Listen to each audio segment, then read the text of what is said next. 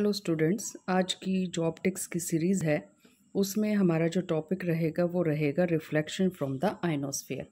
अब देखिएगा, जो अर्थ है, अर्थ को एटमॉस्फेयर ने क्या कर रखा है, इसको चारों तरफ से सराउंड कर रखा है अर्थ को।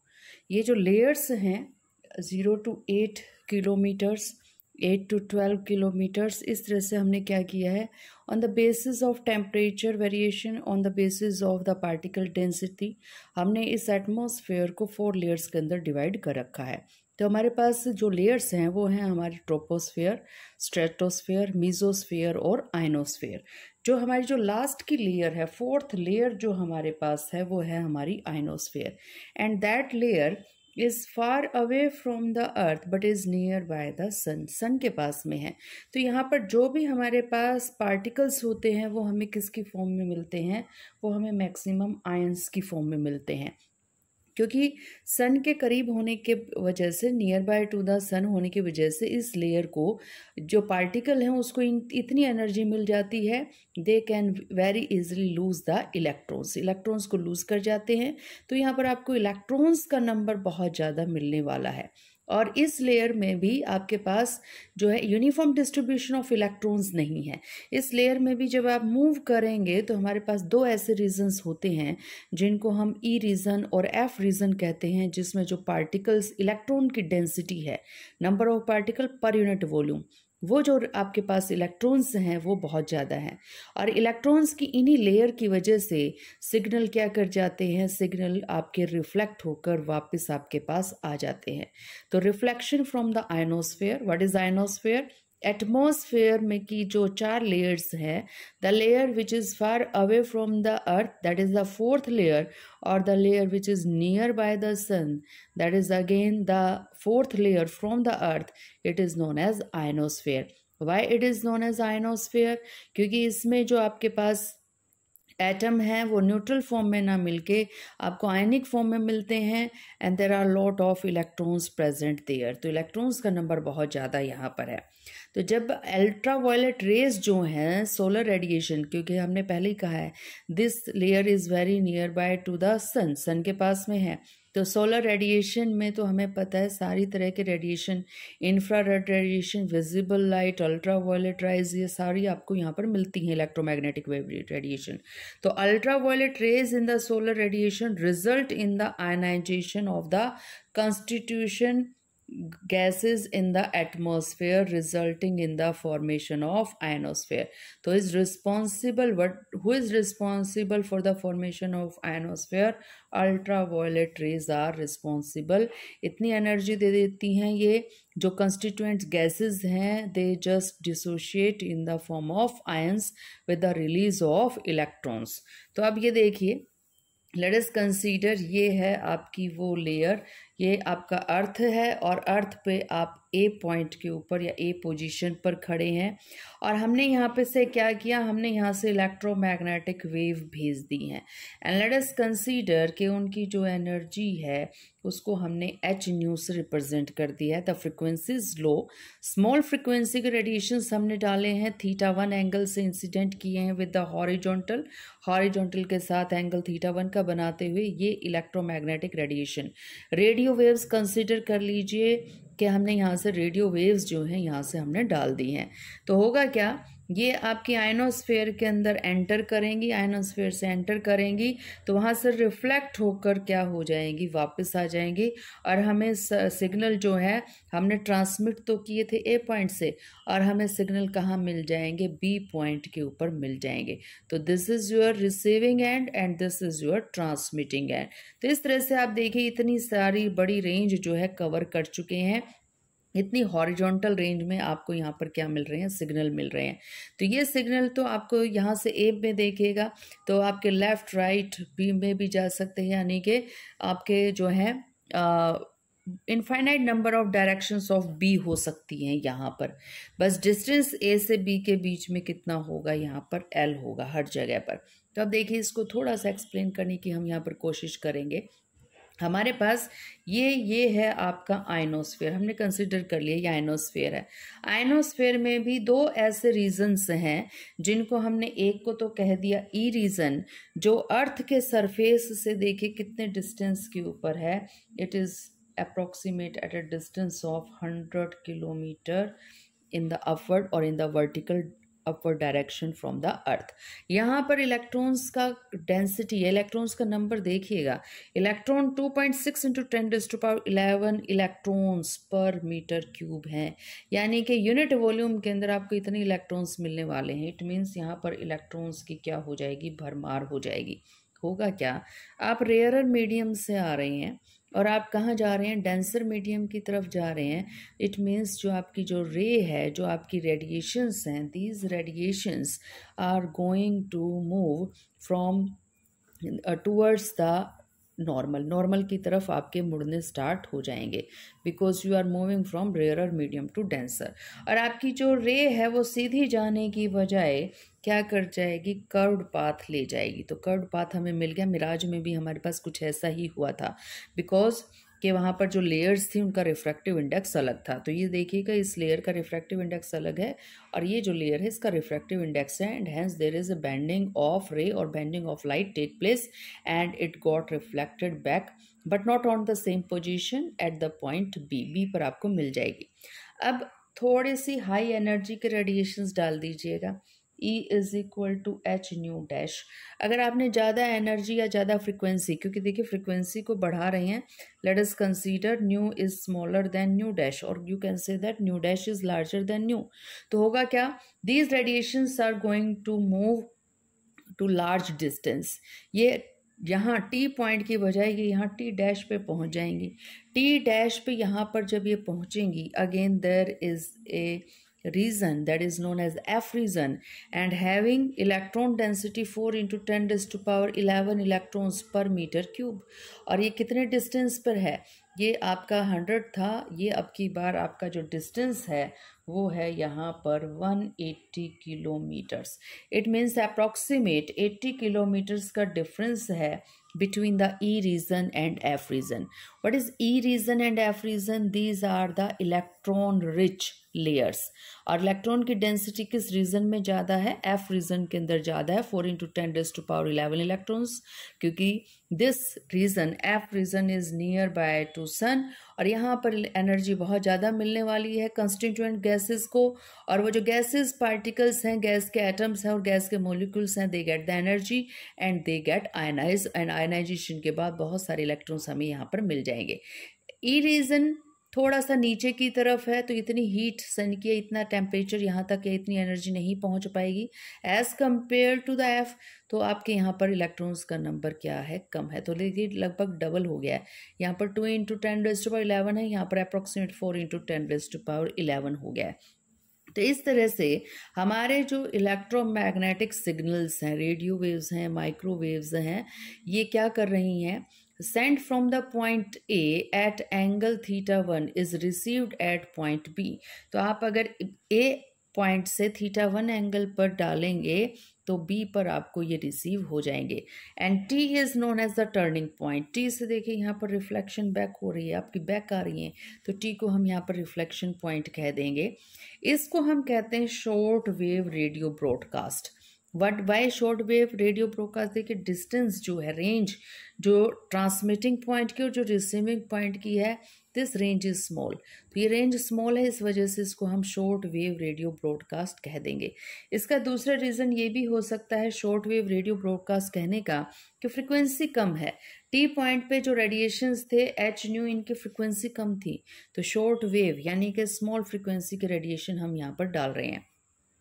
अब व्हाट इज़ द रिलेशन कि आप कितने एंगल से डालें और कहाँ पर आपको आप जो है रिफ्रैक्टिव इंडेक्स कितना होना चाहिए, तो आप किस तरह से इसका रिलेशन निकालेंगे। ये रिलेशन आपके पास ये है कि जब आप θ1 एंगल से डाल रहे हैं तो कहाँ पर आपको टर्निंग पॉइंट मिलेगा, ऐसी जगह पर मिलेगा जहाँ पर जो रिफ्रैक्टिव इंडेक्स है वो कितना होना चाहिए, n होना चाहिए आपका, और NT से हमने रिप्रेजेंट कर दिया है। मीनिंग देखिए क्या है इसका, मीनिंग ये है, कंसीडर कीजिए कि हमने यहाँ पर थीटा वन एंगल से क्या करवा दिया है, एंगल यहाँ पर रेडिएशंस को एमिट करवा दिया है, यानी कि ये आपका ए पॉइंट है।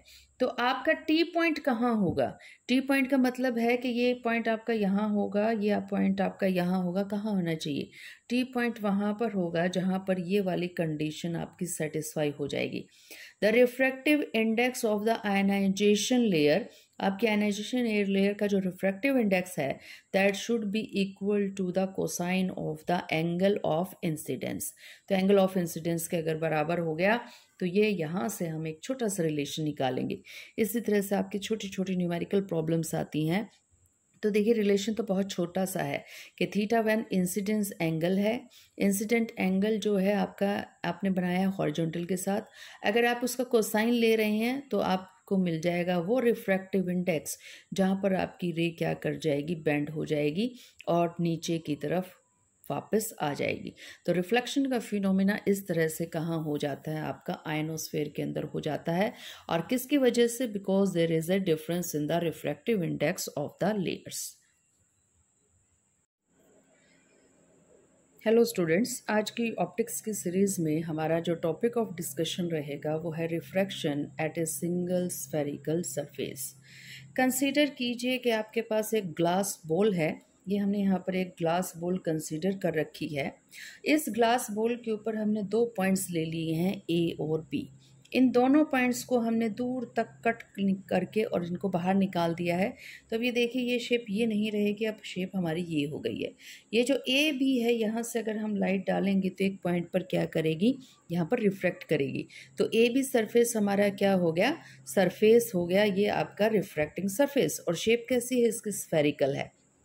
ए बी का ये जो विड्थ है इसको कहा जाता है एपरेचर। ए से लेकर बी तक की ये जो चौड़ाई है इसको एपरेचर कहा जाता है। ए बी का जो मिड पॉइंट है उसको हम पोल से रिप्रेजेंट कर देते हैं, इसको पी से रिप्रेजेंट किया जाता है। अब अगर हमसे कोई पूछे कि इस स्फेरिकल सरफेस का रेडियस ऑफ कर्वेचर क्या है और सेंटर ऑफ कर्वेचर क्या है, तो बड़ा आसान सा काम है। ये जो ए बी है इस पोर्शन को हमने यहाँ पर रिप्रेजेंट कर दिया है, ये रहा हमारा ए बी।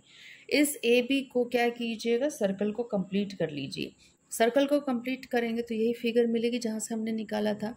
इसका ये जो सेंटर है इसको कह देंगे सेंटर ऑफ कर्वेचर, और पोल से यानी कि मिड पॉइंट से, आपके एपरेचर के मिड पॉइंट से पोल तक का, और या कहिए सेंटर ऑफ कर्वेचर और जो पोल है उसके बीच का जो डिस्टेंस है उसको हम कैपिटल आर से इंडिकेट कर देते हैं, रेडियस ऑफ कर्वेचर से इंडिकेट यहाँ पर कर देते हैं हम। तो ये पूरा जो है आपके पास पी और सी को मिलाने वाली जो सिंपल लाइन है इसको क्या कीजिएगा, स्ट्रेट लाइन जो आपके पास है इसको अगर आप एक्सटेंड करते हैं आगे की तरफ, पीछे की तरफ, या कहिए लेफ्ट और राइट की तरफ, then this is known as principal axis, और इसको आप एक्सिस भी कहते हैं। तो ये पूरा का पूरा जो है हमने यहाँ पर रिप्रेजेंट कर रखा है। यहाँ से इस बड़ी फिगर में देखिएगा, ये आपका मान लीजिएगा ये वो पार्ट है जिसको हम ए बी कह रहे हैं। तो हो गया हमारे पास, ये आपका क्या हो गया, पोल हो गया। ठीक है, तो यहाँ पर हमारे पास ये पोल हो गया है। उसके बाद देखिए अगर इसको हम कंप्लीट करेंगे तो इसका कहीं ना कहीं क्या होगा, सेंटर भी होगा। तो ये कंसिडर कर लीजिए आप, यहाँ पर ये आपके पास सी हो गया, सेंटर ऑफ कर्वेचर। हमने कहा था सेंटर ऑफ कर्वेचर से पोल तक का जो डिस्टेंस है उसको हमने क्या मान लिया, रेडियस ऑफ कर्वेचर। यहाँ पर हमने उसको स्मॉल आर से इंडिकेट कर दिया है। अब हमने क्या किया, यहाँ पर एक लाइट सोर्स रख दिया है, एक छोटा सा बल्ब ऑन करके रख दीजिएगा। हमने रख दिया, ये हो गया ओ पर आपके पास ऑब्जेक्ट है या कोई भी छोटी सी चीज़ रख दीजिएगा, पॉइंट ऑब्जेक्ट रखिएगा। तो पॉइंट ऑब्जेक्ट हमने यहाँ पर रख दी है। तो यहाँ पर देखिएगा ये जो पॉइंट ऑब्जेक्ट हमने रखी है, यहाँ से ऑब्जेक्ट कब नज़र आएगी आपको, जब ऑब्जेक्ट से लाइट आपकी आँखों तक पहुँचेगी। तो ये आप यहाँ से लाइट पहुँचा रही हैं, यहाँ पर आपकी रे आ गई है, ये आ गई आपकी रे। ठीक है, इस पॉइंट के ऊपर होगा अब हमारा रिफ्रैक्शन। उस पर करवाने से पहले हमें ये देखना पड़ेगा ना हम किस मीडियम से किस में जा रहे हैं और नॉर्मल कहाँ है। आपको पता है ये अगर आपका सर्कल है, ये इस सर्कल का अगर सेंटर है तो आप यहाँ से कहीं पर भी मिला लीजिएगा सरफेस पर, एंगल कितने का बनेगा, 90 डिग्री का। तो ये हो गया हमारा नॉर्मल। ये रहा आपका सेंटर, सेंटर से मैं सरफेस को मिला रही हूँ, ये मिला दी मैंने यहाँ पे। तो ये क्या हो गया हमारा, नॉर्मल हो गया एक तरह से, ये से मैंने रिप्रेजेंट कर दिया है। तो ठीक है, रे की प्रॉपर्टी थी, इसको सीधा जाना चाहिए था, चली भी जाती अगर आप दूसरा मीडियम ना लगाते। तो यहाँ पर तो हमारे पास एयर है, रिफ्रैक्टिव इंडेक्स n1 है, यहाँ पर हमने ग्लास ले लिया, रिफ्रैक्टिव इंडेक्स n2 हो गया। अब बेंडिंग होगी। अब बेंडिंग होने का तरीके दो हैं, या तो आप अवे फ्रॉम द नॉर्मल जाएंगे या नॉर्मल की तरफ जाएंगे। Who will decide that? It will decided whether you are moving from rarer medium to denser और from denser medium to rarer. तो हमने मान लिया आप एयर से जा रही हैं ग्लास के अंदर, तो आप इसका मतलब रेयरर मीडियम से कहाँ एंटर कर रही हैं? डेंसर मीडियम की तरफ। तो जब आप रेयरर से डेंसर की तरफ जाते हैं तो टूवर्ड्स द नॉर्मल जाते हैं। तब ये देखिएगा, लाइट को यूँ चले जाना चाहिए था सीधा, ये है हमारी रे, सीधा चले जाना चाहिए था, इसको होना कुछ ऐसा ही चाहिए था, सीधे चले जाना चाहिए था। लेकिन ये क्या है आपका? नॉर्मल। तो ये नॉर्मल है, तो लाइट क्या करेगी? जब रेयरर से डेंसर जा रहे हो तो लाइट आपकी मुड़ जाएगी टूवर्ड्स द नॉर्मल। ये मुड़ गई आपकी लाइट टूवर्ड्स द नॉर्मल। तो हमारे पास जो लाइट है वो सीधा जाने की बजाय फिनोमिना किसका दिखा गई? रिफ्रैक्शन का। तो ये सीधा जाना चाहिए था, नहीं गई सीधी, ये कहाँ मुड़ गई? टूवर्ड्स द नॉर्मल मुड़ गई। तो यहाँ पर आपको क्या मिल जाएगी? ये मिल गई आपको इमेज। ठीक है, तो इस तरह से काम चलता है हमारा ऑप्टिक्स के अंदर कि आप ओ से लाइट भेजिए इंटरफेस के ऊपर। इंटरफेस का मतलब जहाँ पर दो सरफेसेस क्या कर रहे हैं? मिल रहे हैं। इस पॉइंट के ऊपर नॉर्मल ड्रॉ कीजिए, देखिए कहाँ से आपकी नॉर्मल छूट जाएगी, सी से आ जाएगी। फिर आप कहिए कि सीधी जानी चाहिए थी, अब इधर जाएगी, ये जो आपकी रे है ये लाइट इधर मुड़ेगी या इधर मुड़ेगी, वो कौन डिसाइड करेगा? वो डिसाइड करेगा रेयर से डेंसर जा रहे हो तो टुवर्ड्स द नॉर्मल, और अगर डेंसर टू रेयर जा रहे हो तो अवे फ्रॉम द नॉर्मल। तो अगर हम उल्टा कह देते कि ये ग्लास है, ये एयर है, तो अब की बार लाइट को यहाँ मुड़ जाना चाहिए था, इस डायरेक्शन में चली जाती। अगर इस डायरेक्शन में चली जाती ना तो मुझे इमेज यहाँ नज़र आनी थी, आपकी इस तरह से नज़र आती। तो अब ये देखिए नोटेशंस क्या क्या हैं। नोटेशन ये है कि पी से, पोल से ऑब्जेक्ट तक के डिस्टेंस को किससे इंडिकेट करते हैं? यू से। और पोल से इमेज तक के डिस्टेंस को किससे इंडिकेट करते हैं? वी से। और पोल से सी यानी कि सेंटर ऑफ कर्वेचर का डिस्टेंस, रेडियस ही तो हो गया, तो उसको किससे इंडिकेट कर दीजिए?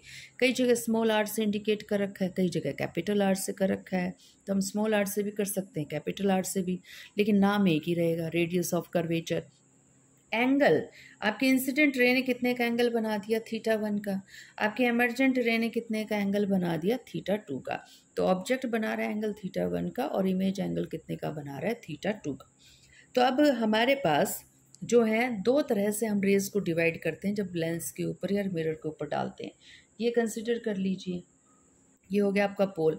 अगर जा रही हैं दूर वाली रेज यानी कि प्रिंसिपल एक्सिस से बहुत दूर हैं तो इनको तो कह दीजिए मार्जिनल रेज। और अगर आप प्रिंसिपल एक्सिस के पास वाली रेज ही कंसीडर कर रहे हैं तो इनको कहिए आप पैरा एक्सियल रेज। हम ऑप्टिक्स के अंदर इन रेज के ऊपर बड़ा स्ट्रेस रखते हैं, मार्जिनल रेज को हम इतना नहीं लेते क्योंकि वो डिफेक्ट प्रोड्यूस करती हैं। तो जो पैरा एक्सियल रेज हैं जो near by to the principal axis हैं उन्हीं को कंसीडर किया जाता है। तो let point object O emits rays in all direction. अब आपकी जो ओ है, मान लीजिए इस ओ पर आपने एक पेंसिल खड़ी कर दी, तो पेंसिल से जो लाइट है वो तो सारी डायरेक्शंस में निकलेगी। तो हमने डायरेक्शंस ले ली अकॉर्डिंग टू पैराक्सियल अप्रोक्सीमेशन। क्या है पैराक्सियल अप्रोक्सीमेशन?